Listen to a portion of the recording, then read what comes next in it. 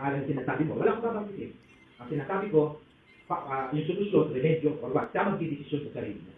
Kasi di ba?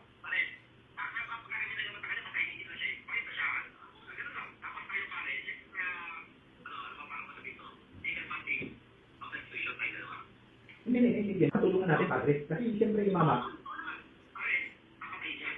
Ayun, papatayin. Stop nyo nga po. Stop nyo nga po. Opo. Okay. So, ayan, sabi niya, narinig niyo po yan, nasa side kayo, tahimik lang kayo, di ba? Pare, Opo. sabi, papatayin yan.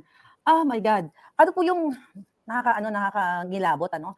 Ano po yung naramdaman niyo dyan, sir? Na narinig ninyo, dun sa kabilang line na, pare, papatayin yan.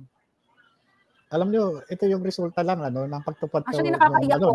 Naiiyak, emotional po ako, At grabe. ito ay napakatagal na matapos akong matanggal at ito pa yung sukli doon sa aking mga ginawa noong araw na ito yung sinasabi ng mga dati kong kasamahan na hindi totoo raw na ganito, pero ito yung pinuntahan ako para i-negotiate, para tumahimik na lang dahil nga ito may papatayin nga ako pagka hindi ako Kaya nakita ko yung pattern Pinatatahimik ako dito sa negotiation na ito at yung nandiyan naman na nag-aantay ng kasagutan ng response ko na i-deliver nitong si Kuyang, yung tong naka-green doon sa kausap niya sa At yung hindi nag-materialize, kaya nga ang naging plan B sa aking paniniwala ay yung ginawa sa akin sa Senado na inatake yung aking pagkatao. Talagang